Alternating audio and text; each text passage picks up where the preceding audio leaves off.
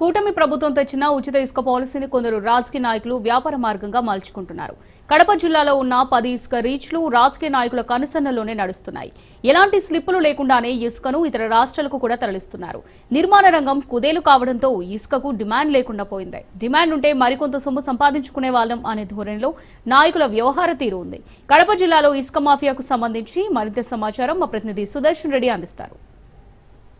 AP ప్రభుత్వం తీసుకొచ్చినటువంటి ఇసుక పాలసీ విధానంలో కొన్ని లోటుపాట్లు కనిపిస్తూ ఉన్నాయి. అయితే ఈ పాలసీ ద్వారా ప్రజలందరికీ అందుబాటులో ఇసుక లభిస్తున్నప్పటికీ ఇసుక క్వారీలన్నీ కూడా కొంతమంది రాజకీయ నాయకుల కబందాస్తాల్లో వాళ్ళ కనుసన్నల్లోనే నిర్వహిస్తూ ఉండడం కారణంగా వాళ్ళు అనుమతులను అలాగే కొన్ని రూల్స్ను అతిక్రమిస్తున్నారన్న ఆరోపణలు వినిపిస్తున్న నేపథ్యంలో ప్రస్తుతం రాజ్నుసు పెన్నా నది సమీపంలో ఉన్నటువంటి ఒక ఇసుక క్వారీ దగ్గరికి వచ్చింది. అసలు గ్రౌండ్లో ఏం జరుగుతుంది అనే విషయాలను వివరించే ప్రయత్నం చేయబోతున్నాము.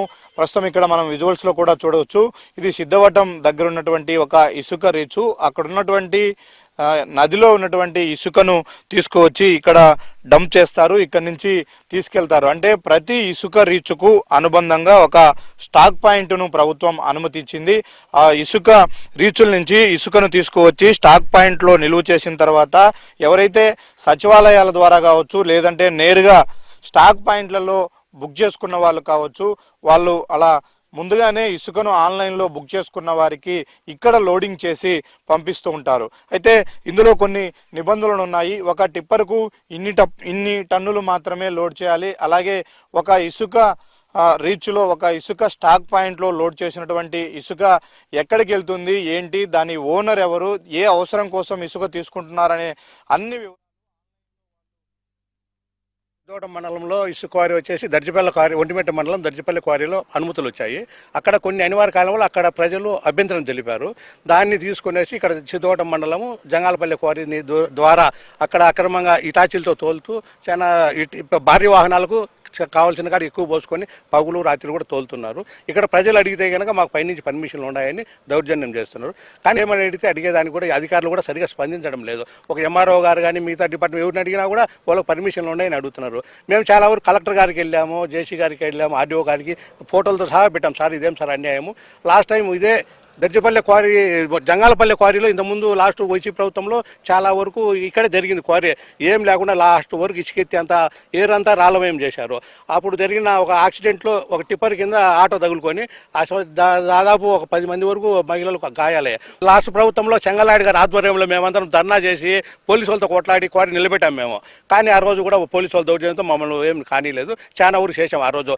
ఈ రోజు ప్రజలు అంటారు ఆ రోజు మీరు అందరూ ధర్నా చేశారు కదా తెలుగుదేశం వాళ్ళు, ఈ రోజు ఎందుకు నిలబెట్టలేకుండా అంటున్నారు. కానీ మాలో కొందరు వ్యక్తులు వాళ్ళకి సపోర్ట్ చేస్తున్నారు, తెలుగుదేశం నాయకులు, జిల్లా నాయకులు. కాబట్టి మేము ఏం చేయలేక మన లోకేష్ బాబు గారికి చెప్పాము, అలాగే ముఖ్యమంత్రి చంద్రబాబు నాయుడుకి చెప్పాము. సార్ ఇలా అన్యాయం జరుగుతుంది, తోలుతున్నారు.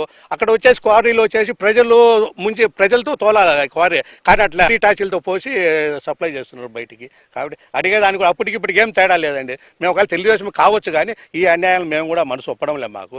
కాబట్టి ఇప్పటికైనా అధికారులు స్పందిస్తారని ఆలోచన చేస్తున్నాము. జిల్లా అధికారులు సమగ్రమైన విచారణ జరిపి వచ్చి ఇక్కడ పరిశీలించి ఇక్కడ వాతావరణం ప్రజలకు యొక్క మనోభావాలను అనుగుణంగా పూర్తిగా పరిశీలించి వాళ్ళకి ఎక్కడ క్వారీ ఉన్నదో అక్కడ ఎత్తుకోమని చెప్పండి. ఎవరు వద్దనడం లేదు, ప్రభుత్వ పాలసీ ఇది. కానీ మాన్యువల్గా ఉన్న పాలసీని భారీ యంత్రాలు పెట్టి దౌర్జన్యం చేసి ఇక్కడి నుంచి లిఫ్ట్ చేయడం అనేది ఇది చాలా ఘోరమైన పరిస్థితి. ఈ విషయము అందరికీ, జిల్లా అధికారులకు, మండల అధికారులకు అందరికీ పంపించాం. కానీ పై ఒత్తిళ్ల వల్ల వాళ్ళు ఏమి చేయలేని పరిస్థితుల్లో ఉన్నారు. పైన అధికారికంగా రాష్ట్ర ముఖ్యమంత్రి గారికి కానివ్వండి, లోకేష్ గారికి అందరికీ పోయి రిప్రజెంటేషన్ చేశారు నాయకులందరూ. ఈ విధంగా అన్యాయం జరుగుతుంది సిద్ధవటం మండలంలో. ఒంటిమిట్ట క్వారీని తెచ్చి ఇక్కడ జరపడం అనేది అదే పూర్తి స్థాయిలో గత ప్రభుత్వంలోనే బాగా అసలు ఇక్కడ జంగాలపల్లె పరిధిలో చాలా ఘోరంగా లిఫ్ట్ చేసేసేసారు. దాన్ని ఇక్కడనే నడిపి అక్రమంగా తరలించడం అనేది, జిల్లాలు దాటి ఇసుక సప్లై చేయడం అనేది ఇది ఘోరమైన చర్య. ఇప్పటికైనా అధికారులు కళ్ళు తెరిచి ఇక్కడ జరుగుతున్నటువంటి అక్రమ క్వారీని నిలుపుదల చేయాలని చెప్పి కోరుకుంటున్నాం. ప్రభుత్వం వచ్చింది, పాలసీ మారింది, కానీ ఉద్యోగస్తులు ఏ ఒక్కరు మారలా.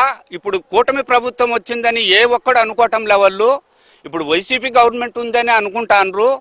లేకనంటే జంగాలపల్లి ఒంటిమిట్ట మండలం క్వారీ వచ్చే ఈ పొద్దుటికి వాళ్ళు రిటార్చీలు పెట్టి ఒక్కొక్క టిప్పర్ 45 టన్నుల నుంచి 50 టన్నులు ఎత్తుకొని పోతాండ్రు. పోయి జేసీ మేడంకు కంప్లైంట్ ఇచ్చినాము, అందరికి కంప్లైంట్ ఇచ్చినాము, ఆర్డీఓ గారికి అందరికీ. వాళ్ళు వచ్చే ఎంఆర్ఓ ఇక్కడ ఉంది స్థానికంగా, ఎంఆర్ఓ మేడం ఒక్క తూరన్నా పోయి తనిఖీ చేసి ఇన్ని బండ్లు ఎత్తుతాండ్రు. ఎవడన్నా పట్టించుకుంటే నాయకుడు ఉండడా? ఎవరు దీన్ని క్వారీ చేసింది ఎవరు? అది దీనికి మూల కారణం ఎవరు? బీటెక్ రవి ఎవరో పాట పాడిండు పులివెందల నుంచి వచ్చి. ఎవరైనా పాడొచ్చు, కానీ సిద్ధాటం మండలంలో తెలుగుదేశం కార్యకర్తలు ఉండరా లేరా, బతికినరా సచ్చినరా అనేది ఆలోచన చేయాలా. ఈ పొద్దు నువ్వు ఎవరికి ఇచ్చినావు?